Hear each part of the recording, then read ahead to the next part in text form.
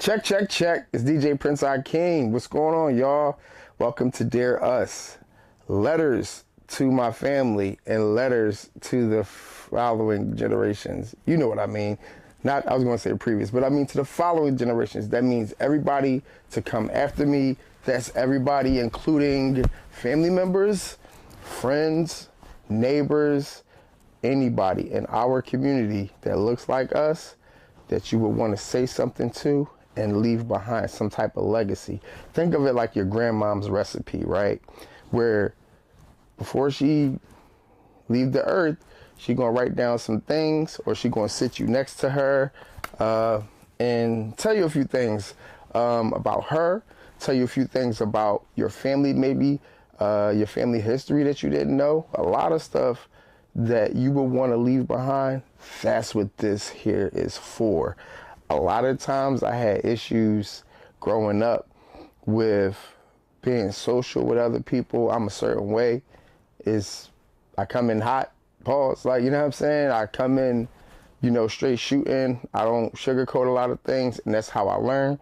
So it probably offended a lot of people growing up, especially as kids. Like, I thought all my dad's friends was my friends. But we're going to get into everything that you will want to leave behind for your children and your children's children.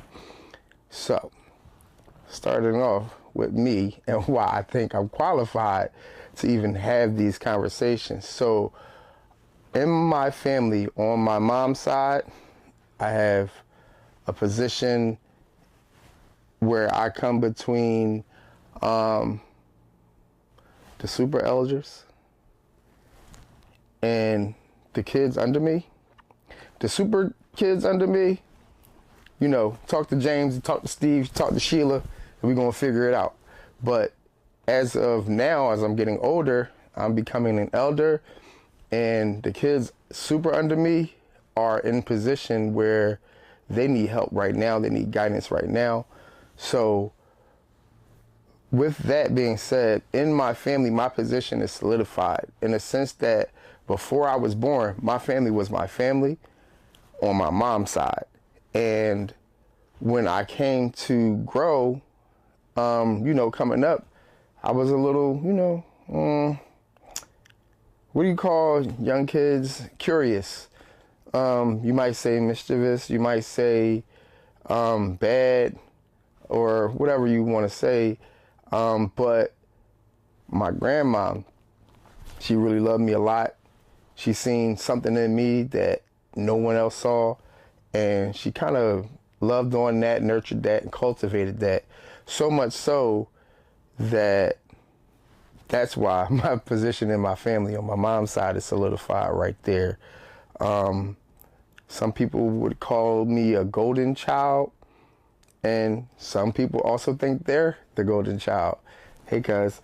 But at the end of the day, she instilled a lot of morals, a lot of that old love. You know what I mean? That older generation love. My grandmother was born in 1922.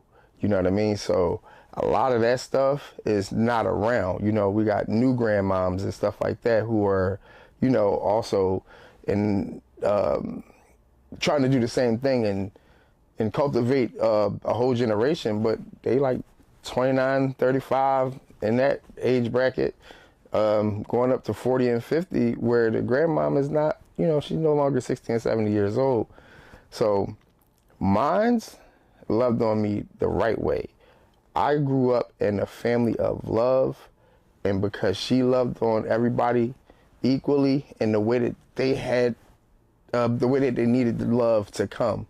You know what I mean? Some people, they don't really, like, you can't love them the same. You can't love one the same as the other one because they require different things. It can be an equal amount of attention and an equal amount of love, but it's going to be geared to different parts of that somebody, that child, that grandchild, or whoever. And for me, the way that she loved on me, it showed other people how to love on me. The way that she loved on my cousins, my sisters, it showed how we were supposed to love on each other. With that being said, when she passed, I was in the middle of being on the family reunion board type of thing. That's what our family does. We do a lot of family reunions since I can remember. And at some point, they came to me and said, "Hey, you DJ, did you think you could help us with some music?" Or, "Hey, do you want to participate in the family reunion?" And I'm like, "Of course." Got my Uncle Buddy, you know what I mean? Got my Uncle Bobby at the time, you know what I'm saying? Rest in peace, Uncle Bob. But I felt like a little bit in charge. Not in charge, but like I felt responsible for that aspect of getting the young kids around and getting them interested in, you know, just showing up to the family reunion, how they are, and to come in peace, to come in love, you know what I mean? To come have a good time, to eat good and commune with everybody. So that happened around, what, I'm 42. It happened when I was probably like 28, 29. Maybe a little later. Maybe I was 33. I'm exaggerating. So, you know, the thing about that is it also made me look and think about my other side of my family, which is my dad's side. Now, when it comes to my dad's side, I don't know why, but automatically we just love each other. There's people who we don't know who we're related to, and then once we find out we're related, automatically love each other. I don't know what that's about, but I love them. My dad's side of the family are mostly Muslim. At one point in time in this city, most people do not know this about me or my family, unless you were there in the 80s and the 90s, that there was only one Muslim family in the city of Philadelphia who was larger than my family. And of course, we all know who they are. They still solidified and they still who they are. But the thing is that that whole side of my family, they're Muslim from birth. My grandfather brought Islam into the family in the 60s. You know what I mean? Like when it first started getting big and popularized in America, where you had chapters in Philadelphia, Chicago, and a host of other places. But he brought it into the family in the 60s, and that's just been it. So I think my dad is the only one who is not Muslim. He is Jewish. We'll get into that later. We're going to call it Hebrew, but Jewish for those who don't understand, and Hebrew for those who know. But no, he doesn't stand on the corners and yell at people and point at them and things like that. But that side of my family, it took a little work to do to get solidified and be looked at as not an elder, but just a go-to person. We're very, how do you say it? We're very tight-knit. We're very, don't really mess with too many people. We want to mess with who we want to mess with, as far as my dad's dad. But my dad's mom, they are a little bit more loose. They're a little bit more loving, accepting, and things like that, because that side of the family with my dad's mom is not geared through Islam, right? So you got a lot of different religions, a lot of different, you know, personality types in that family. So for them, on my dad's mom, I was in probably around like 10. I was being loved on by everybody by the time I was 16. And, you know, I just, you know, you get clicked up in families, right? So there's that. So that family is clicked up. Even my dad's dad, that family also is clicked up. And we'll talk about that as time goes on, because religion will come into the thing, and that's what I would like to discuss on that. So when it comes to just having a voice or whatever, it took me until my 30s to have a voice in my own family. However, to have a voice amongst my peers, to be a leader amongst my peers, that happened early on. Early on. People gonna pay attention to me, I say around elementary school sometime. And then from there, middle school, and there, high school. And, you know, I got a pretty close-knit bunch of friends along the way. And I'm very, very family oriented. So I rather hang around my family than hang around my friends a lot of the times. But when it gets to a certain point, my family is only going to treat me but so like a certain way. Whereas though it's like they remember you from little and it's like, hey. I get it, but that's enough. Like I'm gonna just, you know what I mean? I'll see y'all next time. But as my friends or my peers or just people around me, people know from early on that they could come to me and ask me a question, and I'm probably going to try to answer that question. I'm going to understand what you're asking me. I'm going to try to get down on ground level and empathize and sympathize with that person or with that peer and try to really figure it out with them instead of for them. A lot of the times I've noticed, even at a young age, that I can figure things out for people, but when you figure things out for people, you take away their ability to learn, you take away their experiences, and you, in a sense, enable them to keep making the same mistakes. So as maybe a teenager, I'm realizing I'm, 17, I left home. But at the time, people were calling me, they were nicknaming me Priest. And it come from like a rock band, Judas Priest or whatever, my name and Priest. So it basically was on the sense that I'm always taking knowledge, I'm always talking. My dad and my whole dad's side of the family, like I'll say a lot of people on my dad's mom, but mostly my dad's dad, all those, they're very religious people. They're very spiritual people, and everybody all across the board, mom's mom, mom's dad, dad's mom, dad's dad, everybody is like very spiritual. Meaning they might not hit the church all the time. They might not hit the synagogue. They might not hit the masjid all the time like they're supposed to, but prayer is woven into our family everywhere. When it comes to school though, I went to college to try to, what was I doing?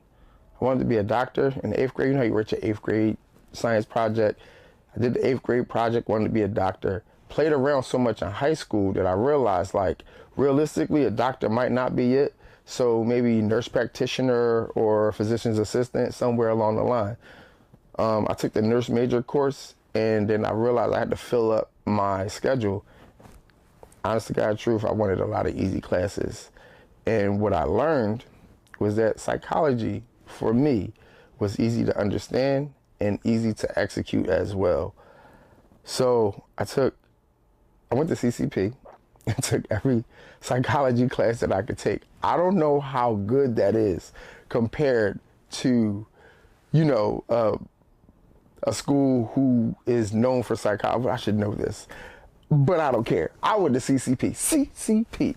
Yeah, we're gonna rep that.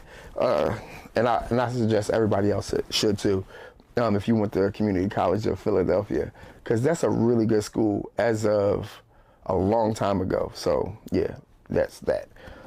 But ultimately, I took so many psychology classes that I started to understand and put words to how I was helping people. And I'm from Philly. I started to put words to how I manipulate people. Let's be honest. Like, you don't know? If you're from Philly, you come from a place and you're a certain character, you're a certain person.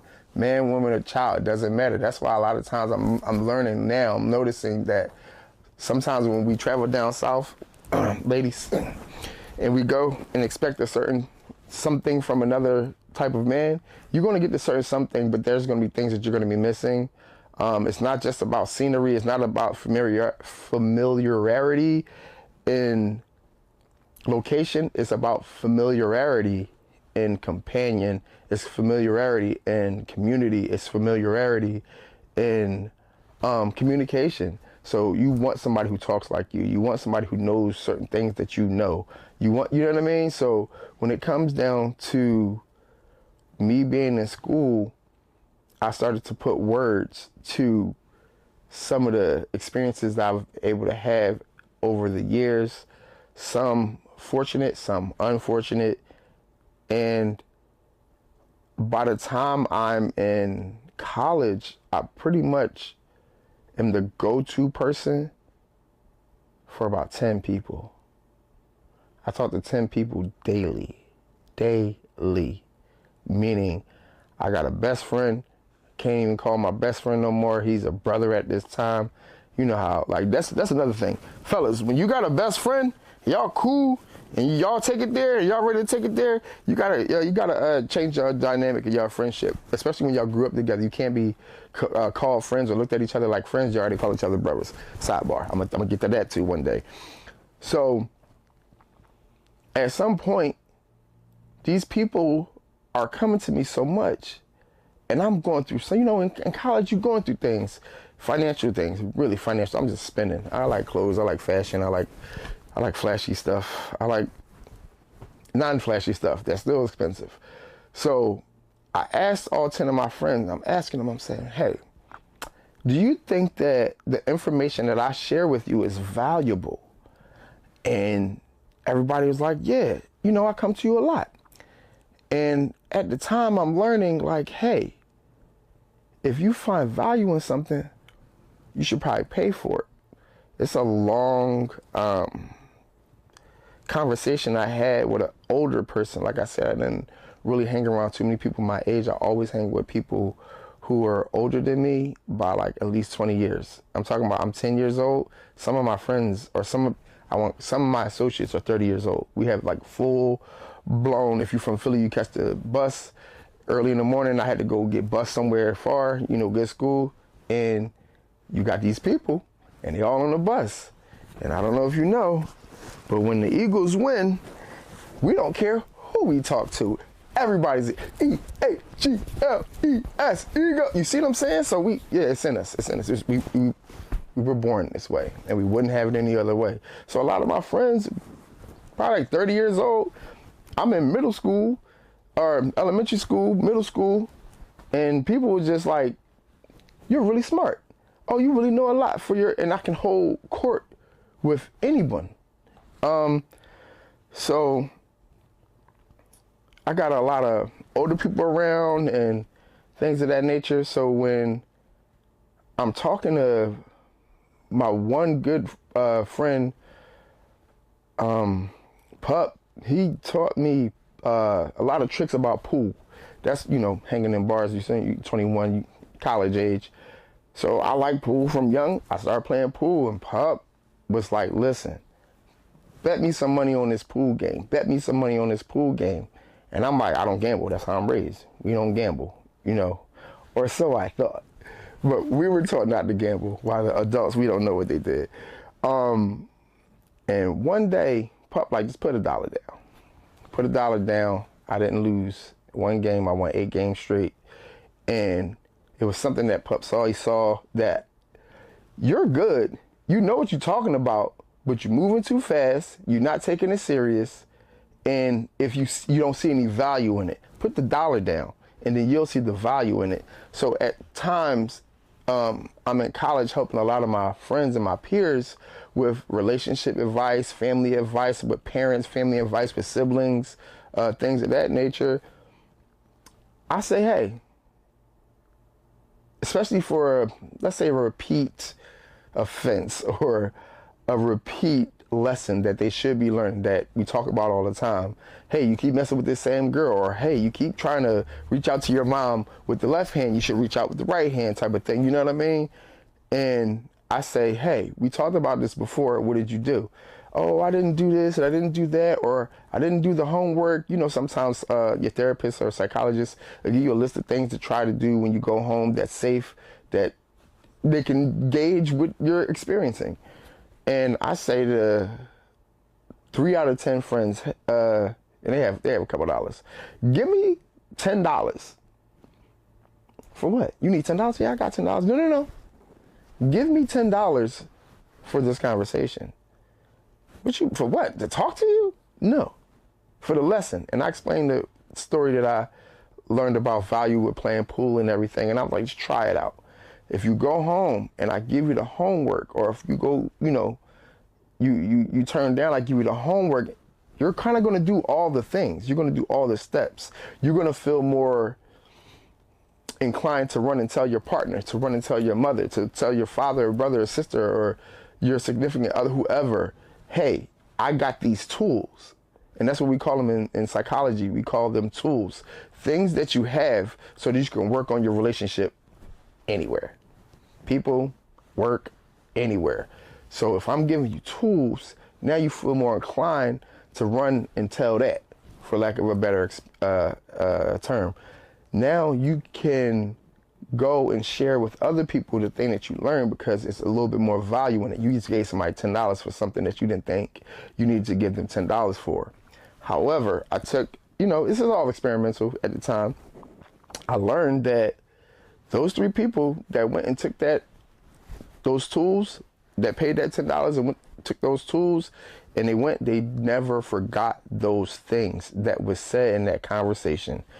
Those are things that they go and teach their children. And some of this stuff, because we don't have that lineage from, other generations, we don't have that connection, guess what? We're making this stuff up on our own. We're doing this stuff on the fly. We're figuring it out, as everyone does. So here we are in our 20s, like just challenging each other. And that $10 thing only went, it didn't last. Like, my friends are my friends. You don't got to pay me, but it was a aha moment for all of us. And we're using these tools. We're being successful. We're actually also failing, which, guess what that means? It doesn't mean that the tools don't work. It doesn't mean that you're not a good person. Sometimes, and I learned later, it doesn't mean that the other person is not a good person. You're not good for right now. Or that person can't hear you right now. Or you might need a bigger tool, a bigger shovel to dig deeper. Or you might need to leave it alone, because if you do something else, it's going to crack a different level of surface that's going to mess everything up. So you might have to come back to it. You might have to leave it alone forever. And because we started to challenge ourselves, and I started to learn a lot of things, and I began to give tools and began to hone in the advice that I give so that the outcomes are more successful. We just had more success, period. Whether it be, oh, this thing worked out and I know how to move forward, or this thing didn't work out, but I still learned how to move forward, or I know how to not go backwards. So all this to say, there is a lot of life, look at the gray hair, a lot of life that I've experienced that qualifies me in helping my community. I do a lot of things off camera that everyone does not see. I make sure I go into the little stores, like the Poppy stores or whatever stores, the 7-Eleven, whatever store that I'm in, and it's 3 o'clock. We all know what time that is. It's a lot of kids. It's a lot of running around. In Philadelphia, we've got to a point where we see signs on the doors, 1 kid at a time and things like that. But we remember as kids, we had to go home real fast. We remember as kids, we had to go to school real fast. We didn't have too much time. So that one in between, it kind of like, it made me think about it. It made me remember and, sympathize and empathize with the kids nowadays. It's a lot of young boys who just, they don't have the support. Majority on TV look crazy, so people just want to, But I'm outside in the store, so I'm going to make sure, hey, yo, go ahead and get what you want. Young boy sitting outside, oh, gee, you got like $1 so I can get, no, all y'all go ahead, here, just get everybody from, you know what I'm saying? A little more than a 20, you know what I'm saying? I don't want it to be a thing. But $20 is 4 people. Y'all got $5 if y'all split it down, right? You know what I mean? And that way, guess what? You ain't got to be looked at like you're going to steal. Then 2, you got somebody who's an authority figure who's in there, who's watching and making sure the transactions are, are good. I just seen something literally probably like yesterday or the day before yesterday where a known store in the city, the dude punched a little girl in the face and then pulled a gun out on a person who try to confront him. Like the shop owner was confronted by someone, and he pulled a gun out on that man. So, and then not on my watch. I don't care who you is, but the thing is that I seen that, and I don't want us to be stereotyped on any level if we don't have to. I'm in the store a different time during the month of Ramadan, and I pay like a sandwich shop. I bought sandwiches for every Muslim little boy or little girl that was in the store, who at the time, it wasn't even a time to be breaking fast or anything like that. But that's what I was doing. It's not my business to judge and to, you know what I mean? To look at someone. I'm just going to do a good deed during that time, because that's what I believe that I should be doing. Yeah, it's a lot of stuff that I do to give back, that if I could just help one person, please understand, helping just one person is enough. Y'all gotta like understand this. Y'all gotta like embed it in your heads that helping just one person, it really is enough. So if I can just help one person, and I've been doing this since 30, that I've been helping as many people as I can help. So sometimes it's one person, and I'm talking about I do this monthly. I do this every month. And sometimes what I do, and this is what I learned in my 30s, that helping needy people, sometimes that's your family, yo. Sometimes your little broke best friend, your son or your daughter, that you can help them. Help them. Your little niece or your nephew, help them. Somebody needs some school supplies, somebody need an extra pair of boots or some sneakers, help them if you got it. The reason why I realize I think I help, well, it's obvious. I help all these people when I do all this stuff. I don't have no kids. So that's another thing that lets me know that I'm put here for a reason. Hence, dear us. Yeah. When it comes to this podcast and what I want to get out there as a message from this podcast is that if you are going through something and you want to know, man, I want to do this thing and everybody's saying it's wrong, come here. Come here. I'm not going to preach to you. I'm going to tell you everything. I'm going to tell you the right and the wrong way. Oh, I've been doing this thing and everybody's saying that I should be doing something else and it's the right way and I don't know how to do it. Come here. Come here. Come talk to me. You know what I'm saying? Come talk to me. DJ Prince Akeem, I got you. You know why? Because at the end of the day, information is information. If I tell a lot of my young bulls that if you want to do something, you call me first. If you want to do something good, I'm going to help you do something good. And I'm going to tell you what you need to do. I might help you along the way, but I'm going to leave you to it to figure it out on yourself. However, if you want to do something and it's considered bad, you got to come here too. But guess what? I'm going to be there right with you while you're doing something bad. So we're going to be doing something bad. And the reason behind that, don't chop that up. Listen, the reason why we're doing something bad is because before we get into it to set up, I got to coach you through this. So this is what we're about to do. We're about to go here. We're about to do this stuff. And when we do it, you got to do this, that, and the third. And you have to watch your back. You have to look around. I'm going to tell you everything. And by the time we get there, we're going to be out there. And I always see it. You see the fear in your young boy. Or you see the fear. Yeah, I'm going to throw bleach on this little boy. Or, we're going to beat this dude up. No, let's not go. Yeah, let's do something else. Let's take it a step further. To not like somebody or nothing, let's scare them. Let's scare the living daylights out of them. And once you get into it, or once you're there in the middle, in the field or on the field, people back down. And then that's my opportunity to get young bull or the young John and just be like, yo, you ready to do it the right way? Ain't it easier just to do it the right? If I'm standing right here, it's easier to go about things the right way because it's less resistance. It's resistance along the path of good. It's a resistance along the path of right, but it's a lot more resistance along the path of bad or evil. And I'm not saying it's not easier to do, but it's definitely easier it's not easy to get out of. It's not easy to change your mind once you're down the path of bad. Once you're down the path of good, you can go back to the drawing board almost at any time. And that's my message here. Whatever you need to know, whatever you need to talk about, or conversation that you didn't finish having with someone and you was learning, they're not here no more to teach you, come here. These are the conversations that we're going to be having that is going to help strengthen our community as a people, is going to help strengthen our families, is going to help strengthen us as individuals, and we are all going to be successful from it. We're going to learn from our mistakes.